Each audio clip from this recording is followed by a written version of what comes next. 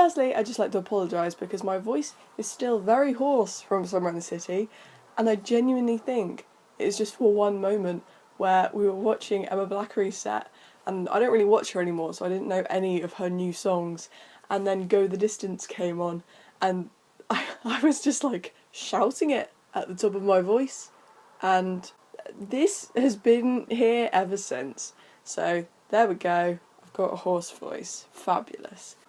I went to Summer and City this weekend. I can't believe it's already over. I feel like I just wait all year for like 2 days of my life and then it just flies by because it's so much fun.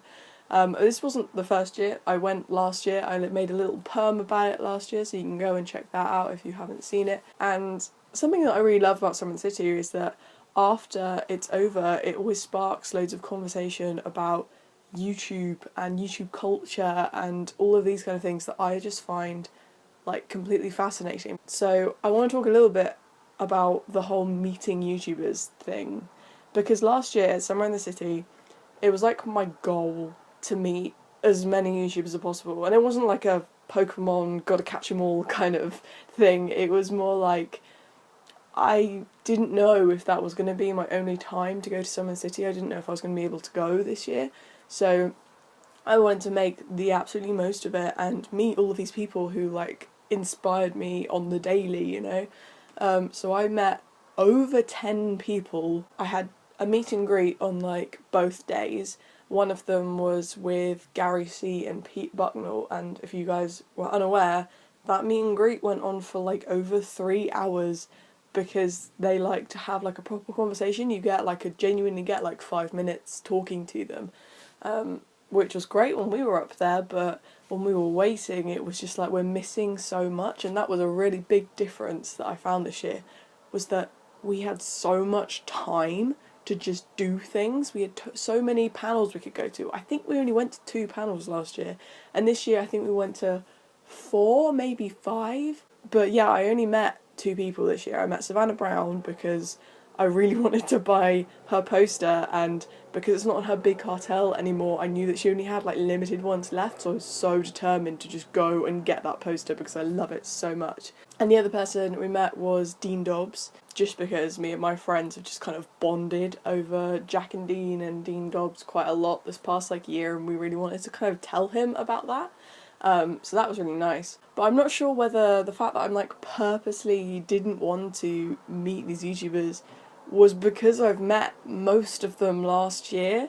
I've really been trying to like think about this, especially since Savannah Brown was talking about like after Summer City she tweeted saying that she's probably not going to go next year because she doesn't feel like the couple of seconds you get to talk over a merch table is actually like worth anything. It doesn't give you anything, which I totally get, and I had that with a couple of YouTubers. Like when I met Hazel Hayes, I had a complete anxiety moment. I didn't know what to say to her, so I went completely like dead silent and didn't say anything other than, can I buy that poster please and can you sign it? And I felt so bad ever since. But then on the flip side of that, when I met Dodie at her gig, her intertwined tour that she did, I was there and I just blurted out, like I thought about it for a while, what I wanted to say to her because I knew I was going to meet her, and I just blurted everything that I wanted to say. So that was really beneficial because I got it out of my system in some senses. Like the fact that she's not going to remember that conversation or anything doesn't really matter to me. It's just the fact that I told her and she now knows. But then again, on another flip note, we met, like I said, Dean Dobbs, and last year we met Sammy Paul, and with both of those people we spoke about, me and like the 2 friends that I go with, we went as a group and we spoke about a specific video that we had really enjoyed, and from that we got some like secret insider information about really exciting things that I don't think any other like fans will know because it's quite an obscure video that we were talking about. And that was a really good feeling because it was like, we know something that the YouTuber knows and that the YouTuber's friends know, but like no one else here knows that. And that was really exciting and that was a really good experience. But it's just knowing whether meeting, it's that awkward like fan viewer creator divide thing. I would have loved to have spoken to Savannah just purely about poetry.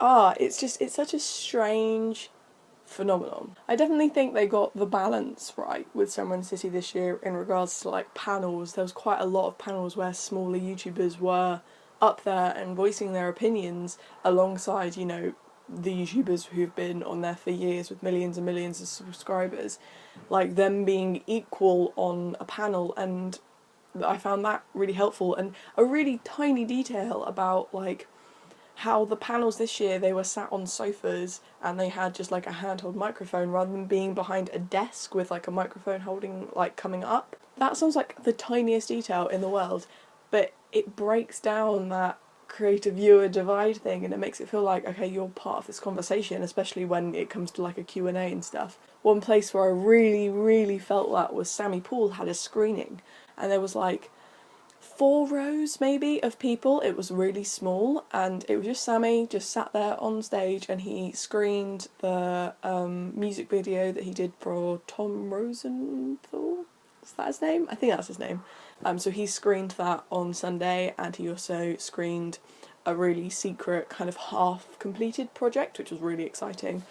He did a Q&A, just like a pure Q&A, and people were like, loads of people got to ask questions, and he gave them all so much time to just discuss things, and he'd often go on tangents and stuff, and it felt like I was having a conversation with Sammy Poole, even though I didn't like hold the microphone and ask a question.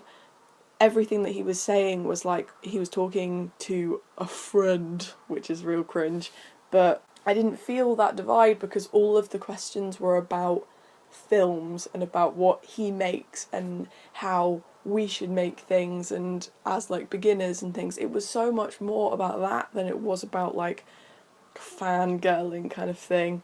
Oh my god, my camera just completely cut out. But basically, if you like this video, please give it a thumbs up. Please leave a comment about your experience with Summer in the City this year, if you went or if you haven't been. Just let me know discussions about things like what are your thoughts on clickbait as a thing. If you'd like to subscribe to my channel, you can click this little bubble here and click here for a playlist of all of my poetry videos, and I will see you next time. I don't know why I always say that at the end of my videos because I'm not a consistent YouTuber.